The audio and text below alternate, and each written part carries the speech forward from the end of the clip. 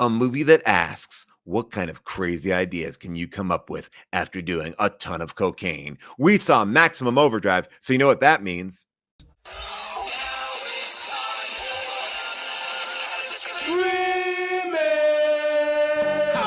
Schwarzenegger grow a baby in his belly, rock a rhinestone vest while ripping Justin to Kelly, or maybe see a burlesque show with Nick Crow and take a boat with speed to hitting cruise control. J-Man, Big Paul in the beautiful June, gonna take you from the goob all the way to the room. Ran the games of Street Fighter, helped to blow off steam, just a sucker punch the odd life of Timothy Green. Sharknado, the birdemic, how we staying alive. They call it in the badass and he's on the line, cranking 88 minutes cause they cool as ice, cause a bad Jim Varney looking kinda nice. Paul and June getting literal, Jason is getting laid. June is making sure all the monkey shots getting paid. They judge a bunch of movies while they're making the grade. Here's a real question for you, how did this get made? That's a good look, Haru. What's that smell? Hello, people of Earth, and welcome to Matinee Monday. I am your host, Paul Scheer, a.k.a. Tall John. This week on Matinee Monday, we have a classic, a literal classic, one of my favorite episodes, Andy Daly. You know Andy Daly, one of the best.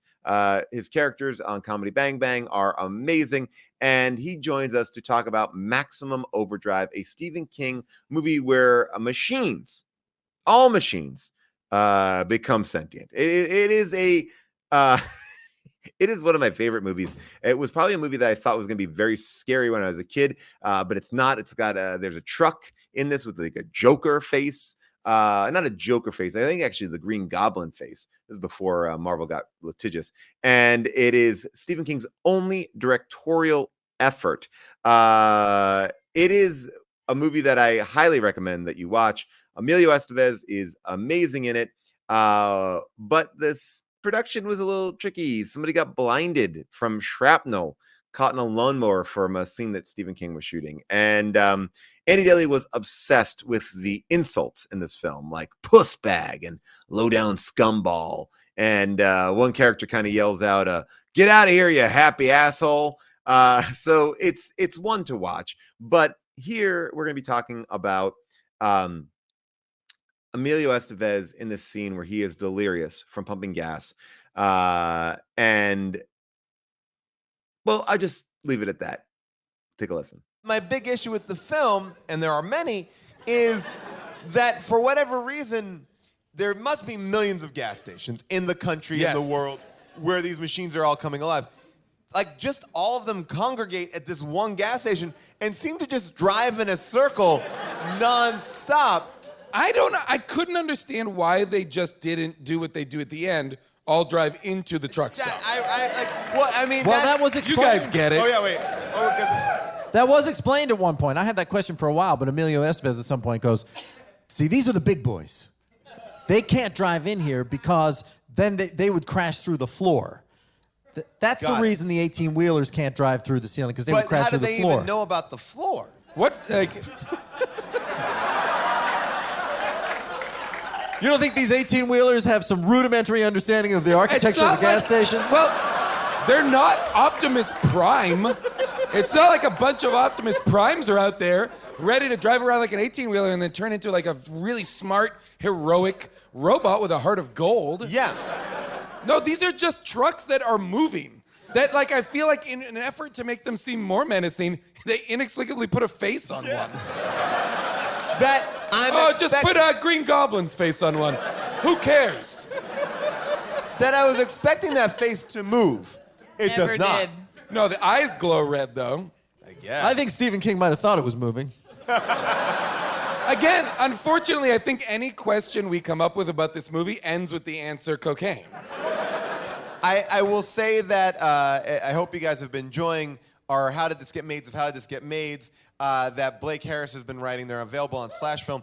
He has done another one for this that is mind-blowing to the point of people were blinded on this movie. People were... When they got gasoline in their eyes? I'm compacting By the story. way, I know we're jumping ahead, Yeah. but the pumping of the gasoline and the way it exhausted everyone. I had to think to myself, I had to walk myself through it and think, okay, I've pumped gas in my car a number of times. It's not more exhausting to pump gas into like an 18-wheeler. You're just, I guess you're standing there for a longer time. Wait, But don't Emilio they have the switch Estevez on is- it, like the switch that holds down the pump? I mean, you would imagine. Emilio Yeah, you could Estevez's actually- hands are shredded by pumping gasoline for one day. What's going on? Why is it so difficult? And it looks like they're switching off. Yes. It looks like there's a They are rotation switching. in there. Yeah. He's they're for sure taking delirious shifts. from pumping gas on a somewhat hot day. Under shade. Yeah. That is a problem. I'm gonna play the pumping gas montage here. I'll stop it midway, but you get the idea. All right, you bastard. Better hear some fucking AC/DC. Tell all your friends the main line's open. So can we get the sound here? Yeah. I got the best shit on the East Coast, practically uncut. You got that fuck face? By the way, Emilio is talking to a truck. The best acting partner he has in this film. What's wild is that's literally the Green Goblin. Yes. And then proceeds the fueling montage. AC/DC comes on.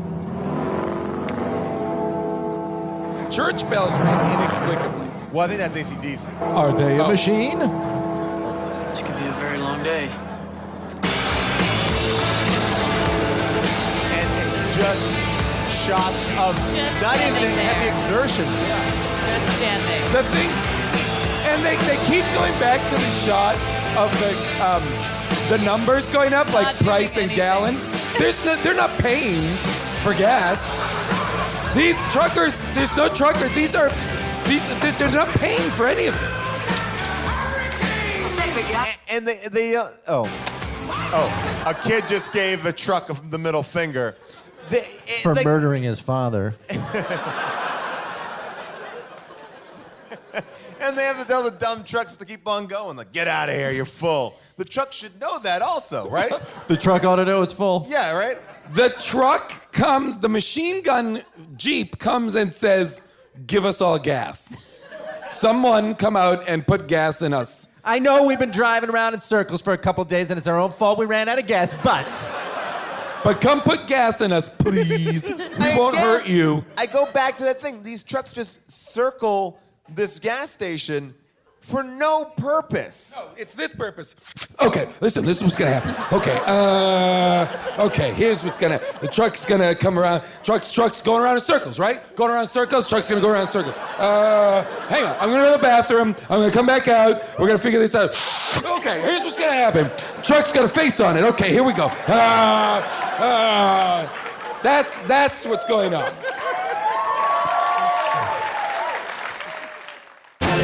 This episode, and you also cannot mix. Yes, people. So there you go. You can't miss this episode, and you shouldn't miss this How Did This Get Made? It's really good. We're back here every single Monday highlighting an old episode of How Did This Get Made? So join us again on Matinee Monday. And in the meantime, like, subscribe, and do all the things that you do. And we will see you next time. Bye for now.